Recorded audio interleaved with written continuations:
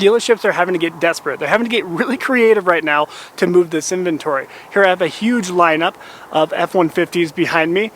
America's #1 selling pickup truck, but even they can't sell these, right? There's a whole lineup of them. Right now across the US, there are over 25,000 brand new Ram 1500s, Ram 2500s, 3500s sitting collecting dust for over 220 days on lots.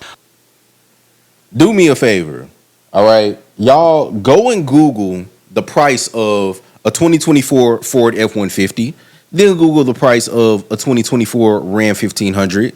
Then I want you to come back to this video and tell me who is, it's really crazy that they're just now getting to the point where these trucks are sitting like this.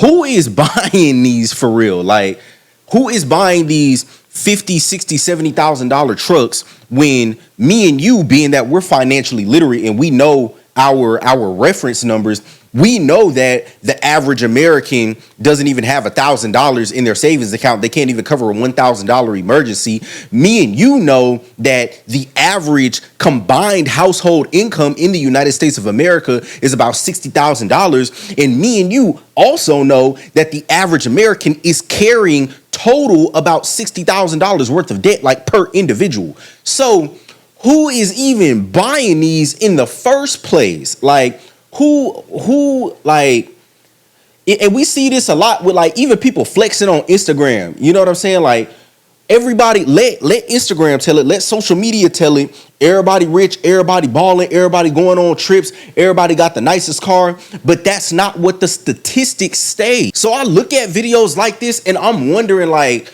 why are we we're just now getting to this point? Like, we're just now here to where, you know, dealers are like astonished why these overpriced, way too big vehicles that nobody really needs are sitting, when, you know, people are starting to smarten up and starting to see, hey, I can't be carrying all of this debt. You know, I actually have goals and a financial future that I want to pursue. So I'm finna get out here and buy this used 2016 Honda Civic that has 50,000 miles on it, because I know if I take care of this, I can run it up to 300,000 miles and I'll be good and I can just go ahead and pay it off and won't have to worry about it. I don't understand for the life of me, like, why anybody would be jumping to ruin themselves financially behind a vehicle. Look at their price tags, right? $74,000, or $67,000, $104,000. That is insane. $74,000, $64,000, $103,000 for a Ram 1500 that the overwhelming majority, like, here's the thing, y'all. Pickup trucks, like, are supposed to be a pretty niche market. Like, these are supposed to typically be work trucks, right? Where we're starting to get away from that, because, you know, we're starting to see these more like luxury pickup trucks, and you know what I'm saying? The average American is not even using it for what it's typically intended to be used for, right?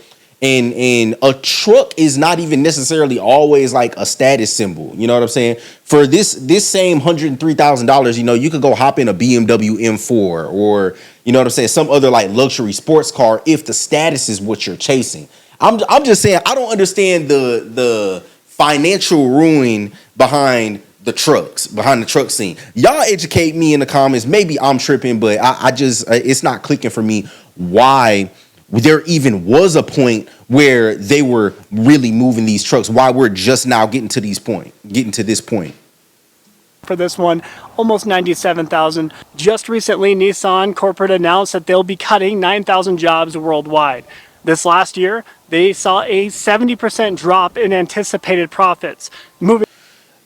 This is facts. I actually just saw a headline probably like an hour before I'm recording this video about Infiniti now merging with Nissan, which is insane, because it's insane considering we have, if you guys are familiar with the Jaguar ad, right? The CEO of Jaguar did an interview not too long after the ad released, after, you know, they were receiving all of the backlash and negativity. And he said that Jaguar was kind of trying to move up into a more premium price point. We're seeing that with a lot of these automakers that, you know, not just are, you know, people getting hit with inflation. Not only are, you know, we getting ready to be impacted by tariffs, every automaker thinks that they can now start elevating into, a higher price, more luxury market, as if, again, the average American doesn't even have $1,000 emergency fund. It's absolutely insane. But like I tell you guys, the purpose of the conversation is not just to be having the conversation just to have it. The purpose of the conversation, of us having this conversation, talking about this, is so that we can see how much value we can extract out of this and add into our normal everyday lives to push us further towards our goals and achieving those goals. And the lesson here is that, y'all, there's absolutely no reason why we should be putting ourselves in a situation where we're car poor, where we're so tied to a vehicle, where our finances are so wrapped up in a vehicle that it's inhibiting us from pursuing our actual main goal, right? This is why goal setting and keeping your goal on the forefront of your mind on a daily basis is so important. Cut at least 25% of their production. That's insane. This last quarter, $60 million lost. Insurance premiums have over doubled over the last 2.5 years across the United States.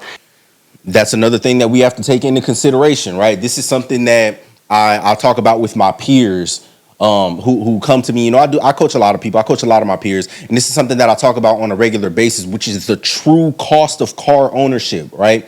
We have a tendency to only look at the monthly payment and to try to finance the vehicle for as long as possible to get the monthly payment to be as low as it possibly can, not considering, number one, you're going to pay more in the long term with considering interest. Number two, you have to take into account the total cost of owning the vehicle. Not only do you just have to make the car payment, you have to take into consideration the insurance, the color of the vehicle, the make and the model and the year of the vehicle are going to make your insurance fluctuate. Are you in a position to where you'll be able to pay your insurance in full for 6 months at a time to be able to avoid having to pay a premium, paying 1 month at a time? Are you in a position where if something goes wrong on that vehicle, if you start leaking transmission fluid, if you start leaking oil, if you catch a flat, if you need some new tires, if you go in at least in the state of Texas, we have to go and get a vehicle inspection every year. If your vehicle fails that inspection, are you in a position to get you some new headlights? Are you in a position to replace your windshield? Are you in a position to run to Walmart or wherever you buy your tires from and buy 4 new tires? That's something that people don't take into consideration all the time, and they're almost like devastated or surprised when you get hit with an expense associated with a vehicle that was too expensive for you in the first place, that you couldn't even truly afford and that you didn't even need logically. And in many states, we are seeing increases of 50 to 60% year over year. Right now, if you are in the market for a used vehicle, you can expect tremendous savings. MSRPs, they've risen 42% since 2019. We've talked about even something like a Tacoma, bro. Tacomas are going for like 50 bands. You know what I'm saying? Like, why would I get out here? Why, when I have goals and aspirations on owning an excellent business, why, when I know for a fact that if I keep at my craft and I keep mastering my craft, in 5 to 10 years, I'm going to be able to get out here and buy whatever I want to without even blinking or thinking about it? Why would I then not be able to, why would I succumb to, not being able to delay my gratification right now, get out here because I wanted to come and overspend on it, knowing it's going to depreciate significantly when I could get, a 10, 15, 5-year-old version of the same vehicle that serves the same function and in a lot of instances will be way more reliable than the new vehicle. That's another thing people don't take into consideration, is when you buy a new vehicle, like when you buy a brand new vehicle, a majority of the time you're going to have some kind of recall on the vehicle. So not only is it going to ruin you financially, it's not even convenient on a day-to-day basis all the time for you to own a new vehicle. that before, and this is a prime example. You get a 4-cylinder underneath the hood, made entirely out of Mexico. They outsource production and they hike up the price tag 25%. Kind of crazy. What does that mean for your trade-in value? What does that mean for your current vehicle? The values of those are getting decimated. These are already losing 25 to 35% of their value within the first 6 months of ownership. Insane. First thing to go generally when it comes to making payments is your auto loan. So because of that, we have seen a 23% increase of repossession rates since last year. Dealerships. Yep. Yep. I've seen too many people, especially growing up, who believe that, once I start getting behind on my bills, what he said is absolutely correct. Once you start getting behind on your bills and you're trying to pay catch up and you're at the point where, you starting to rob Peter to pay Paul, a lot of the time, the first thing that people throw on the back burner is their car payment. Not knowing you get 60 days behind, that repo man is coming for you. And a lot of people think that, they can just hide the vehicle. A lot of people try to, park the vehicle in a garage. They try to, park the vehicle in a certain way where they can't get towed. Not knowing that there's a tracker on that vehicle. 9 times out of 10, there's a tracker on it. And when you least expect it, you're gonna have an emergency. You're not even gonna be thinking about it. You're going to have to, run to a friend's house to go pick them up. Somebody's going to be having a medical emergency. You're going to have to, run somewhere, hop out real quick. You're not even going to be thinking about it, and that's when they're going to get you. Will continue to line their entire lots with unsold inventory. And each and every month, this dealership here, they're paying a flooring cost. They're paying a flooring cost for every single vehicle. National average negative equity right now is $7,200, meaning people owe $7,200 more than what their vehicle is currently worth, right? Absolutely insane. And if y'all don't know about like negative equity, how you get in this situation is doing like a super long financing term, right? Once your vehicle starts to depreciate, like depending on whatever vehicle you buy. If you buy like, let's say you're going to buy a Maserati, right? Maserati is known for being far and away like the highest depreciating vehicle that you can buy. If you go and buy a Maserati for like $100,000, right? And you finance it for 7 years, right?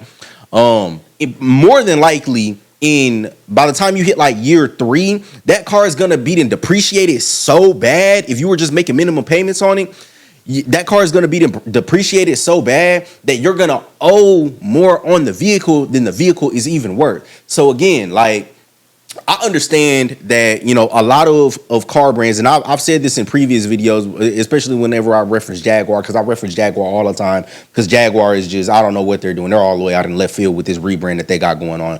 But I understand that a lot of people buy vehicles because the vehicle resonates with them on an emotional level. However, you can't get out here crashing out, potentially ruining yourself financially, potentially ruining your financial future, just completely based off of an emotional decision. Now, that is up from $6,600 from just a few months ago. And 1 out of 5 individuals with an auto loan out right now owes $10,000 more than what the vehicle is currently worth. If you really want to prove to your family that you're having an identity crisis, you can pick up this brand new Hummer EV for $111,000. How about that? Hey YouTube, Untamed here. So insurance. I'm gonna go ahead and cut it right there. That was just the guy's intro. Man, let me know what you guys think about the car crisis or the car market crash in the comments down below. I will respond to every single comment because I genuinely want to have a conversation with you guys. So don't forget to like the video, subscribe to the channel, and drop your thoughts in the comments below.